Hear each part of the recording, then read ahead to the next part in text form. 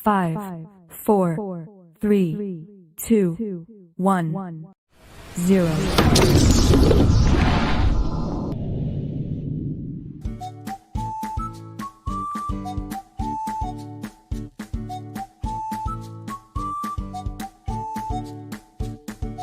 Lihatlah lingkunganmu di malam hari. Cahaya lampu bersinar menerangi jalan, sekolah, dan rumah kita. Listrik telah mengubah wajah dunia. Tahukah kamu siapa tokoh yang berhasil menemukan mesin pembangkit listrik? Dan bagaimana lampu-lampu di rumah dapat menyala? Akan kita pelajari di pembelajaran kali ini adik-adik. Tahukah kalian proses perjalanan arus listrik pada lampu-lampu di rumahmu? Bacalah teks berikut dan pahami isinya dengan baik. Nah, di sini ada teks yang berjudul Listrik Pengubah Wajah Dunia. Listrik telah membawa banyak perubahan dalam kehidupan masyarakat di dunia. Michael Faraday adalah tokoh penemu arus listrik. Faraday lahir pada tahun 1791 di Newington, Inggris.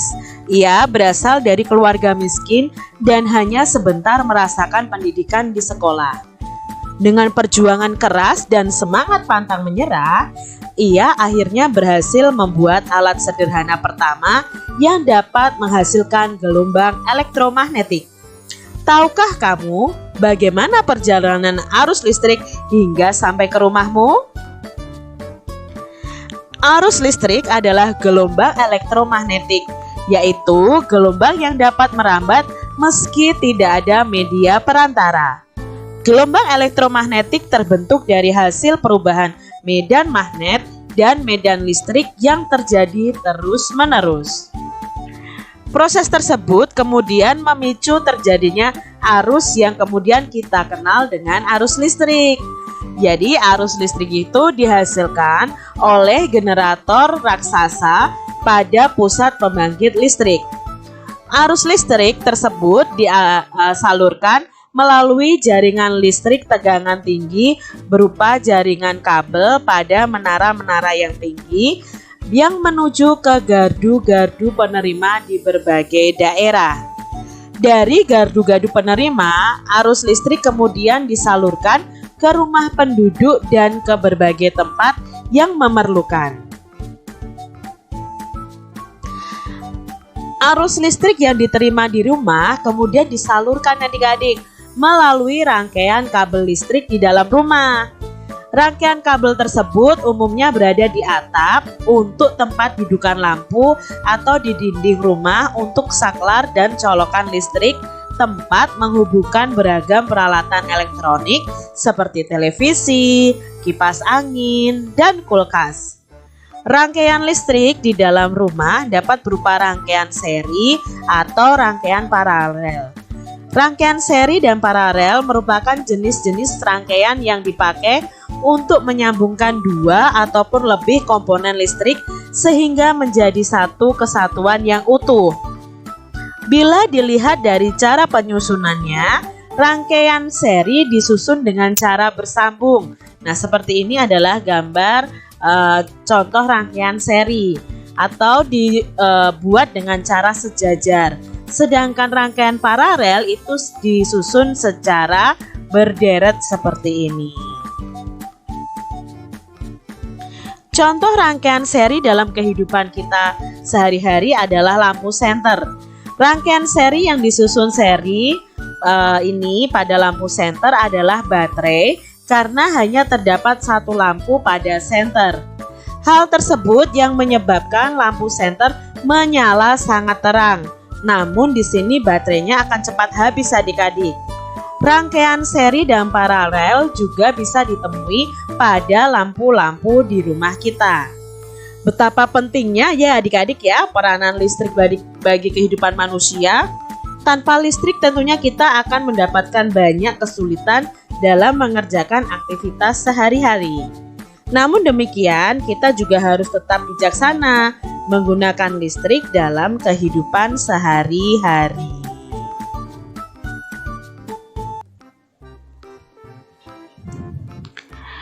Teks tersebut itu terdiri atas 5 paragraf. Kita akan menjawab pertanyaan berikut berdasarkan paragraf pada teks tersebut. Nah, untuk paragraf pertama, pertanyaannya adalah apa topik masalah yang akan disampaikan oleh penulis? Nah, di paragraf pertama ini, topik masalah yang disampaikan penulis adalah tentang penemuan arus listrik oleh Michael Faraday. Lalu paragraf kedua, yang pertama, yang A, apa yang kamu ketahui tentang arus listrik? Ya, arus listrik adalah gelombang elektromagnetik atau gelombang yang mampu merambat walau tanpa media perantara. Masih di paragraf yang kedua, bagaimana proses perjalanan arus listrik dari pusat pembangkit hingga sampai di rumah penduduk? Itu jelaskan secara berurutan. Nah, di sini kita akan jelaskan secara berurutan bagaimana sih perjalanan arus listrik dari pusat pembangkit hingga di rumah penduduk. Arus listrik yang dihasilkan dari generator di pusat pembangkit listrik disalurkan melalui kabel jaringan listrik tegangan tinggi berupa menara-menara yang tinggi menuju gardu penerima di berbagai daerah. Kemudian arus listrik disalurkan menuju ke rumah penduduk dengan berbagai tempat yang memerlukan. Ini tadi adalah urutan dari perjalanan arus listrik dari pusat pembangkit hingga sampai ke rumah penduduk. Lalu di paragraf ketiga ada pertanyaan seperti ini. Apa yang terjadi dengan arus listrik saat tiba di rumah warga? Jelaskan secara berurutan. Nah, di sini Kak Citra coba jelaskan secara berurutan. Saat tiba di rumah warga, arus listrik mengalir ke rangkaian kabel listrik di dalam rumah. Nah, rangkaian ini biasanya berada di atap untuk tempat dudukan lampu atau di dinding untuk saklar dan colokan listrik untuk digunakan pada peralatan elektronik. Masih paragraf ketiga, apa manfaat arus listrik setelah sampai di setiap rumah warga? Nah, manfaatnya banyak sekali, ya untuk dihubungkan ke berbagai peralatan elektronik seperti kipas, televisi, kulkas, dan lain sebagainya.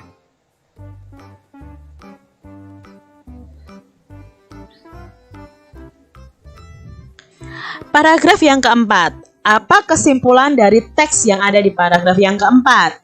Nah, kesimpulannya adalah penggunaan rangkaian seri pada lampu senter dapat membuat nyala lampu senter lebih terang, namun menyebabkan baterai cepat habis.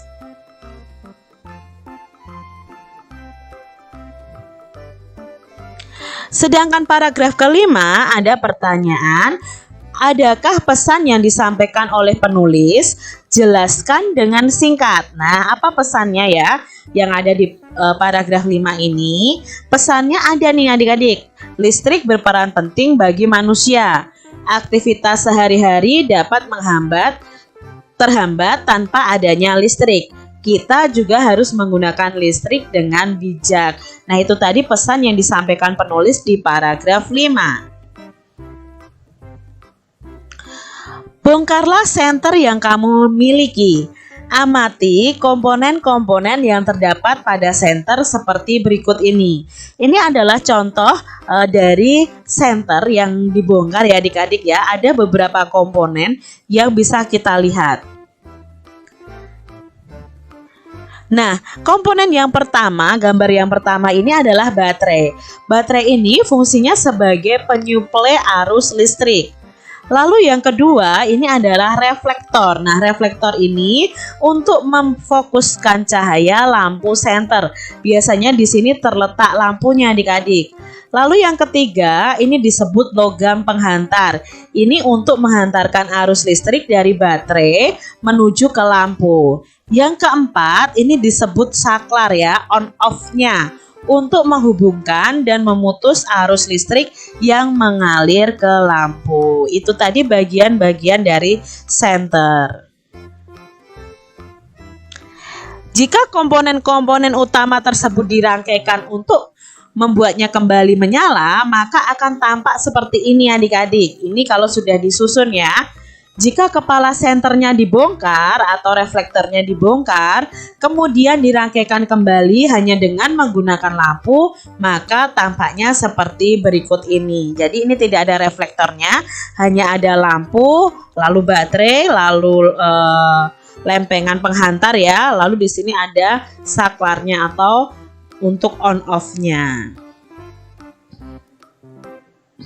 Bagaimana posisi lempengan logam untuk membuat lampu menyala?